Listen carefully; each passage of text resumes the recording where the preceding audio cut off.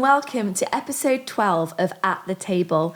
My name is Helen and I'm joined today by one of my really close friends, Jordan. Hi, Jord. Hi. Today we are talking on the subject of business, and we thought who better than to interview than Jordan, who has her own business. So, Jords, could you tell us what your business is? Yep, so I run Crossbow Planner Co., which is a luxurious stationery brand that specialises in planners. Great. So we sell online mainly through our own website, but also through Etsy, which is like a common online marketplace. Great. Yeah. And how did you start that business? Well, it's a bit of a long story. Yeah. But I hope you don't mind me telling it because it brings glory to God. I don't want it to all be about me, but it starts back in school. Great. And I just had no idea what to do with life. And I feel like I remember everyone had a plan, or like people in church were like, I feel like I've got this purpose, or people at school like, right, I want to be a teacher. And I just felt like I was the only one who had no clue what to do. And you probably remember, because we're basically BFFs, you probably remember me going through the stage, and I just felt really torn between like academics and being creative. And I ended up doing A-levels and then dropping out. I went to college to do graphic design. I dropped out of that after a year, went back to do my A-levels, and then got to the stage where I felt like I had two decisions after that, whether to go to university and study graphic design, because that seemed to be what everyone did, go to uni, or an opportunity had come up to go to a business school through someone through church at the time. So silly as it sounds, I felt like the weight of the world was on my shoulders. I know I was just a kid, but I genuinely felt like I'm going to mess up my life if I choose the wrong decision here. And I remember sobbing with my mum in my bedroom because I was living with my parents, and my brother Josh, your husband, came in, and he said to me, like, he gave me a bit of tough love, and he said, George, it literally doesn't matter what you do. You can't go wrong here if you commit to God. And that's been just an amazing guide for me for the rest of my life, to be honest. And it gave me a lot of freedom to make whatever decision. Even if I didn't feel like I heard God in that moment, I felt like I could just commit it to the Lord. As it says in Proverbs, commit your action to the Lord and he'll guide your steps. So that gave me the freedom to feel like, right, I'm going to go on this business course.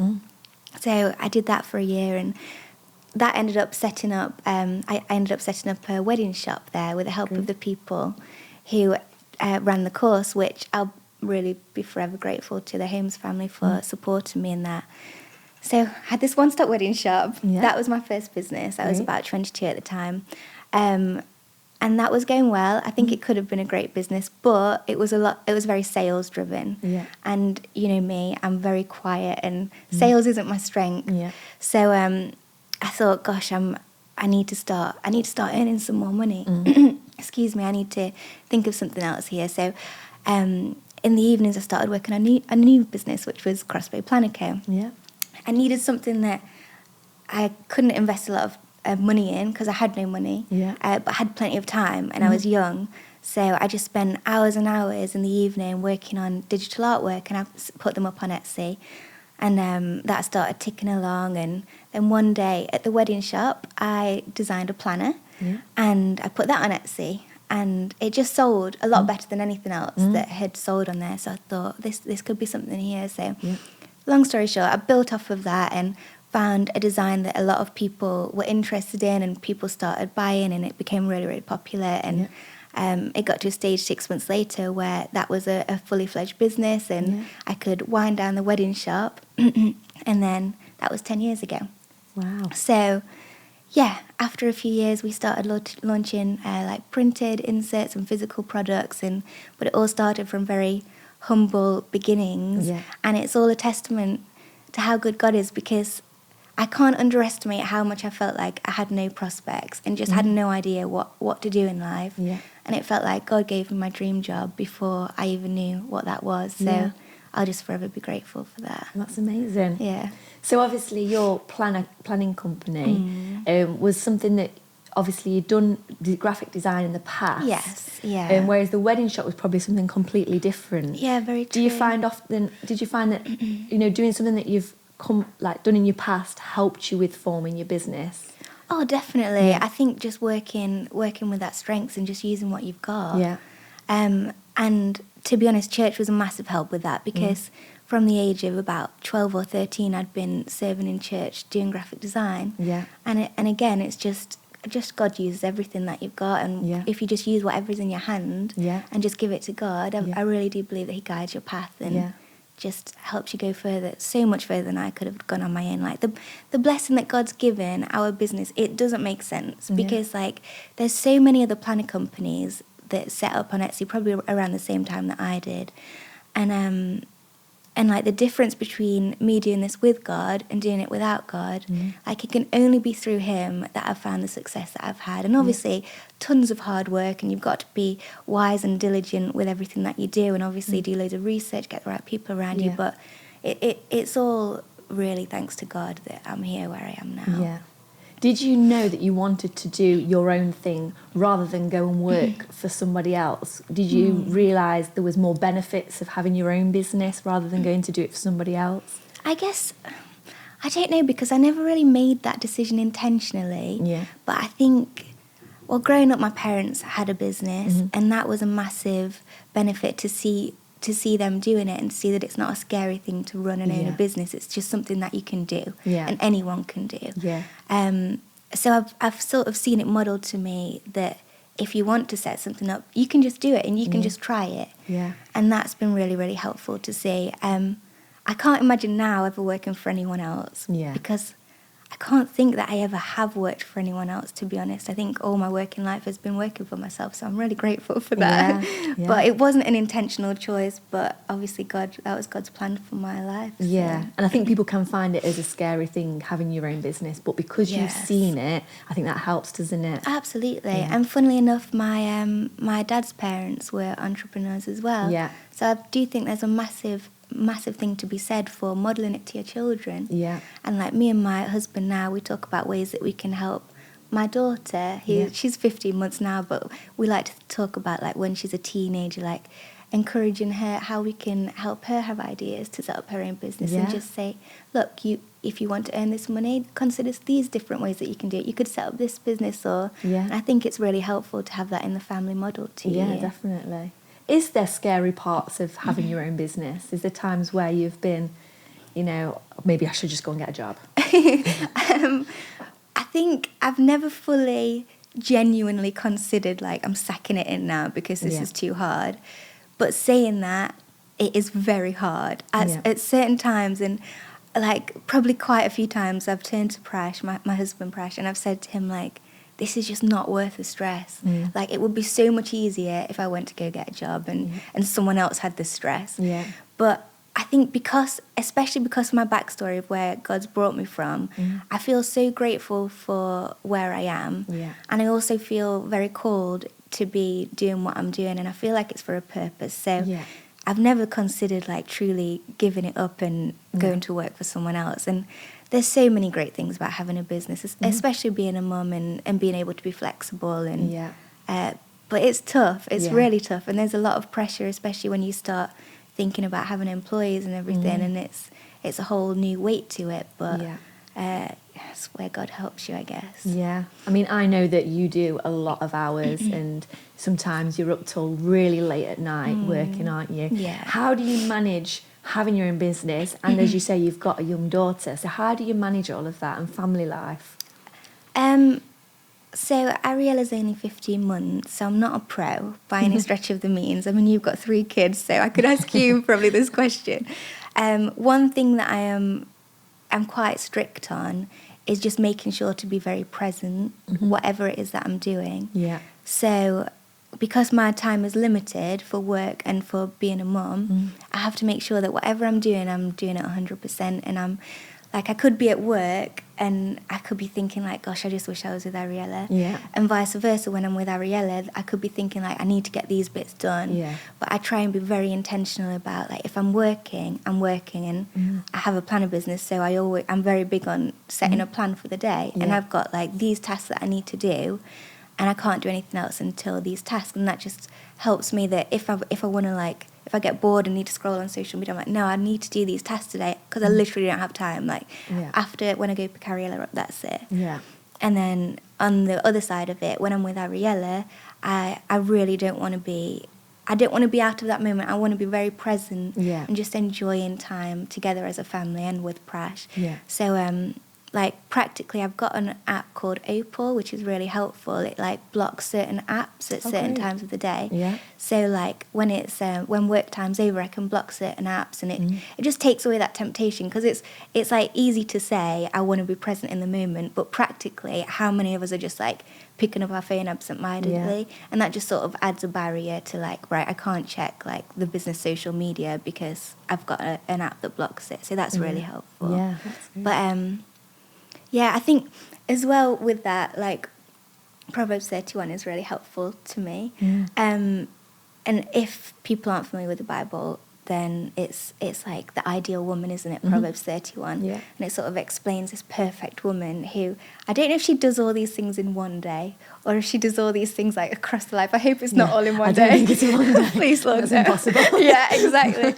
But I find that really encouraging, because when I can sometimes think of like a perfect mum, I don't necessarily think of a business owner. Yeah. But she owned a business. Like Yeah. it says in there, it talks about how she goes out to inspect a field and she buys it, and then with her earnings she plants a vineyard, and I find that really encouraging. And it obviously all at the end it draws back to she does it through Jesus, through the help of God. Yeah. And so I read that chapter a lot. Yeah. And then I try and be encouraged by that. Yeah. And just, gosh, I need God's help, because I need a lot of help with being a mum and a business owner, because it's hard. Yeah, so I can any imagine. tips, you need to let me know.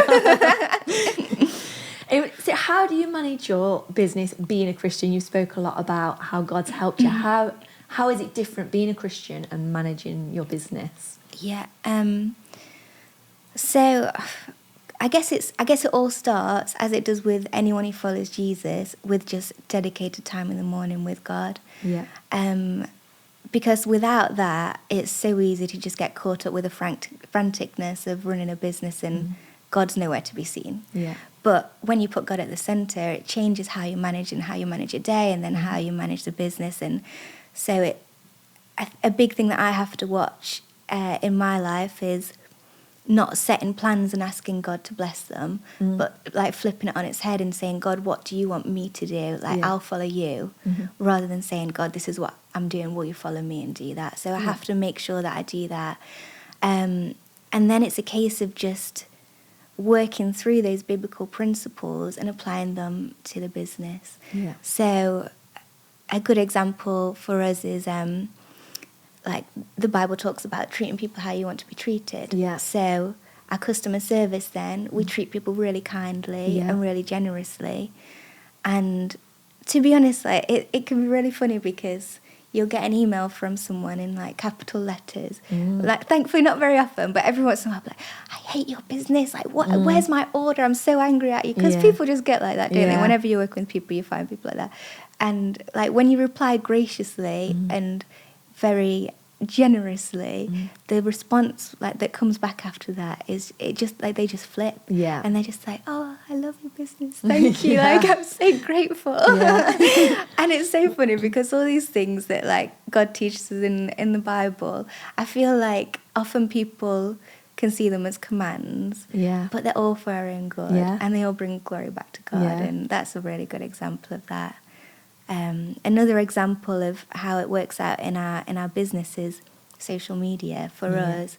So we're quite active on Instagram. We've got our wonderful employee Joanna. She handles that for us.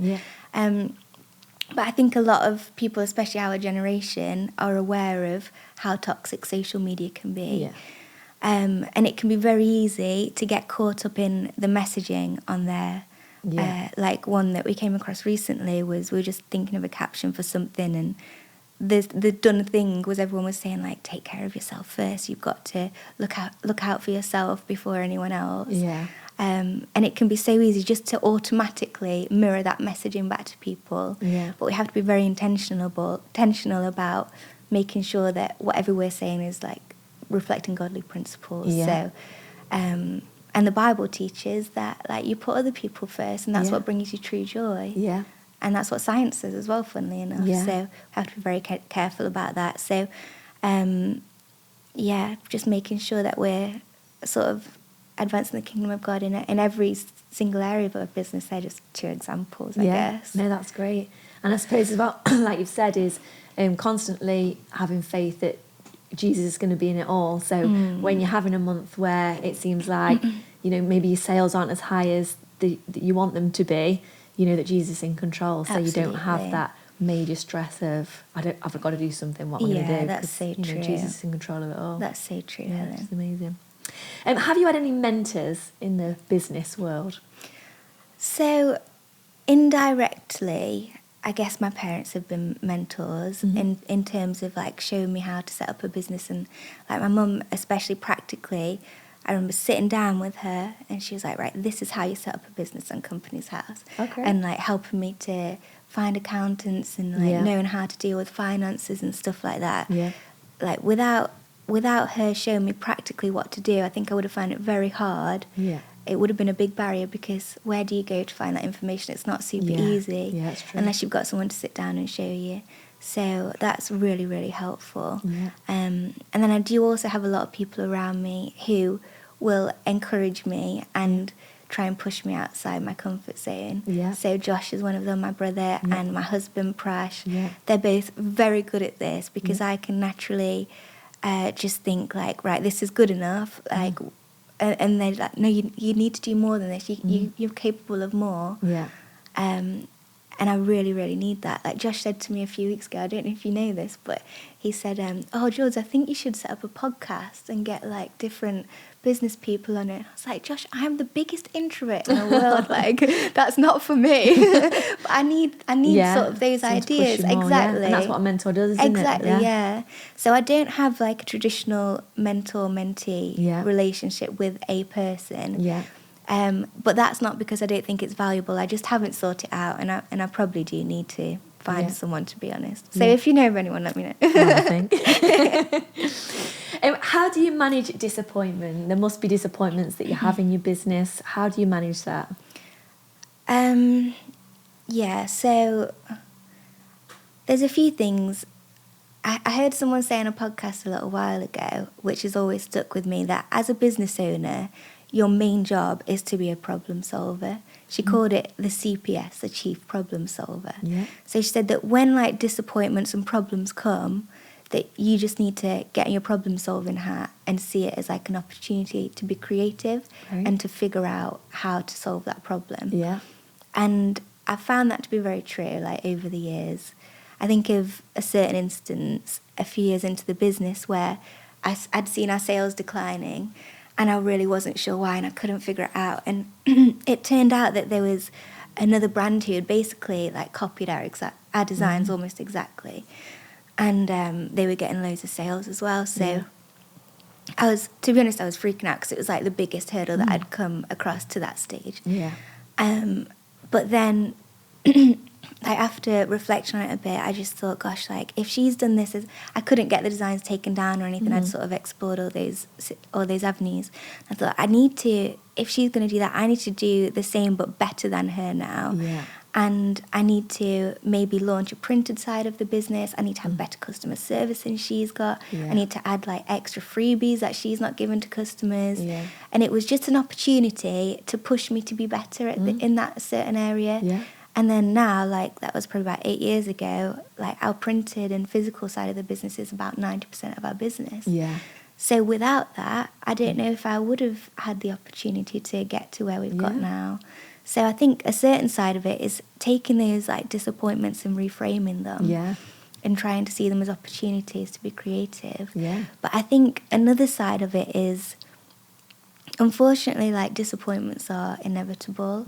And I think in life, but especially in business, because it's such a roller coaster. Like you say, it's very much like finances led. So if your hope is in that, then it's always up and down, and you can't let your hope be in that. No. But if you expect the disappointments to come, then you can have a bit of a bigger perspective when they do come. And like when something awful happens, I just try, and I'm not perfect at this, but I've got better over the years, and I just try and take a step back, and like when I can feel the stress rise, and I just try and breathe and take a breath and say like, Lord, you've got me through this before, and I know you'll get me through this again. Yeah. So it's just having that bigger perspective, because at the end of the day for me, it's like it's work. It's not my health. It's not my family. I've got Jesus still. So it's just trying to keep that perspective, isn't it? Yeah, it's a great way to look at it. Really good.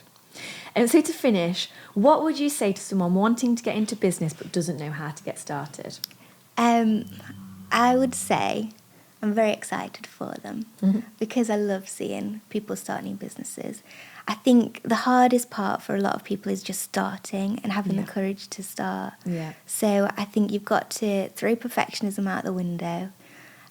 So like for me, I started with a rudimentary planner, like weekly planner, which looking back compared to what we do now was just awful, but it was enough to start. Yeah. And it got me going, and I could build off whatever was working. I could build off of it.